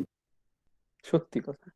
তবে যা বলছিলাম যে এই নাটকটি কিন্তু এমনিতে পড়ে আমার ভালো লেগেছিল, কিন্তু তারপরেও কিছু কিছু খটকার জায়গা থেকে গেছিল, এবং আমার বিশ্বাস তোমরাও যখন পড়েছো তোমাদেরও সেই খটকার জায়গা থেকেছে যে এত তাড়াতাড়ি প্রেম ভালোবাসা এটাকে যেন একেবারে মানে জোর করে একটা পরিণতি দিয়ে দেওয়া, কতকটা যেন সেই 12th নাইটে শেষের দিকে ওই ভায়োলার ভাইয়ের সাথে অলিভিয়ার ঝট করে একটা বিয়ে দিয়ে ফেলা এরকমের মতো। তো সাহিত্য, আবারও বলছি 12th নাইটও কিন্তু আমার অত্যন্ত প্রিয় নাটক অনেকগুলি দিক থেকে, কিন্তু তা বলে যে 12th নাইটের এই দিকগুলি আমরা ভাববো না সেটা নয়। তো এই এই এই শিক্ষাটা বোধহয় আজকে আমাদের এই আলোচনার সব থেকে বড় গুরুত্বপূর্ণ শিক্ষা, এবং এই ধরনের শিক্ষা আমরা যাদের থেকে পাই তাদের কাছে আমাদের মানে শিষ্য শিষ্যা হিসেবে ঋণ সারা জীবনের থেকে যায়। এবং আমি তোমাদের প্রত্যেককেই বলবো যে আজকের আলোচনার শেষে শুধু নাটক নয়, শুধু ব্রেকটের নাটক নয়, শুধু এই একটা নাটক নয়, এই ব্যাপারটাই তোমরা সাহিত্য চর্চার ক্ষেত্রে কিংবা ফিল্ম চর্চার ক্ষেত্রে কিংবা যে কোনো কালচারের যে কোনো সমাজের যে কোনো বিষয় সম্বন্ধে যদি আনতে পারো, তাহলে বোধহয় স্যার আমাদের অনেক সিনিয়র মাস্টার মশাই, আমি মাস্টার মশাই হওয়াটা শিখছি, সেই জায়গা থেকে আমাদের হয়তো একটু আমরা প্রশস্তি লাভ করব, যে আমাদের পরবর্তী প্রজন্ম চোখ বুজে ব্রেক মানেই সাংঘাতিক ভালো একটা ব্যাপার, এটা না মেনে নিয়ে ব্রেক ভালো কিন্তু বলে তারপরে একটা বেশ জমজমাট আলোচনা করার সুযোগ বা ক্ষমতা বা ইচ্ছে রাখবে। তো এই বলেই আমি আজকের আমাদের এই সেশন শেষ করছি। দত্তাত্রেয় স্যার আমাদের সাথে এই সেশনে মানে এবারের পুরো লেকচার সিরিজে 2টি লেকচার মোট দিলেন, তাকে ধন্যবাদ জানানোর ভাষা সত্যিই আমার নেই। আমাদের নাটক নিয়ে যে আলোচনাগুলি সেটিও আজকের এই আলোচনা দিয়েই শেষ হলো। এরপরে আমাদের থাকছে ইন্ডিয়ান ক্লাসিক্যাল লিটারেচারের আর 2টি আলোচনা, যার একটি আমরা শুক্রবার থেকে পোস্টপন করে জুনের 1 তারিখে রেখেছি প্রাকৃতিক দুর্যোগের কারণে। স্যারের আলোচনাতে গৌরী ধর্মপালের নাম উঠে এসেছিল। সেই বক্তৃতাটি দেবেন গৌরী ধর্মপালেরই কন্যা রোহিণী ধর্মপাল, ডক্টর রোহিণী ধর্মপাল। এবং স্যারকেও হয়তো আমরা দেখতে পাবো আমাদের মধ্যে শ্রোতা হিসেবে, যা আমাদের কাছে অবশ্যই সৌভাগ্য। স্যার কিন্তু অলরেডি আমাদের বেশ কিছু বক্তব্যের সময় এসেছেন, এবং এটাও আমাদের একটা বিরাট পাওনা। এবং আমি আরেকটি বক্তৃতার কথাও বলে রাখছি, সোমবার অর্থাৎ 31শে মে অনিরুদ্ধ কর আলোচনা করবেন মৃচ্ছাকটিকম নিয়ে। তিনিও সংস্কৃত এর একজন বেশ উদীয়মান স্কলার বলা যায়। তো স্যারকেও তাতে আমি আমন্ত্রণ আগাম জানিয়ে রাখলাম। উপস্থিত যারা তাদেরকেও আমন্ত্রণ জানাচ্ছি। আমাদের এই ছোট্ট উদ্যোগ যে এতটা সাড়া ফেলবে এটা সত্যি আমরা ভাবিনি। আজকে দুটি সেশনে 100 শ্রোতা অতিক্রম করে গেছিল। তারপরে যে কোনো কারণেই হোক, হয়তো টেকনিক্যাল কারণে কেউ কেউ ছেড়ে চলে যেতে বাধ্য হয়েছেন, তবে রেকর্ডিং থাকছে। তা পরে যারা শুনতে পেলেন না তারা নিতে পারবেন। আর স্যারকে আবারও অসংখ্য ধন্যবাদ। সকলে ভালো থাকুন। স্যারের সুস্থ ও দীর্ঘ জীবন কামনা করি আমরা। আমার মনে হয় সমবেত প্রার্থনার জোর সবসময় রয়েছে। এবং এই কথা বলেই আমি আজকের আলোচনা শেষ করছি। স্যার। ঠিক আছে, নমস্কার। এই অবধি থাক। বেশ, এবারে আমি সকলকে এক এক করে অনুরোধ করব সেশনটি লিভ করতে। আমি রেকর্ডিংটিও বন্ধ করছি।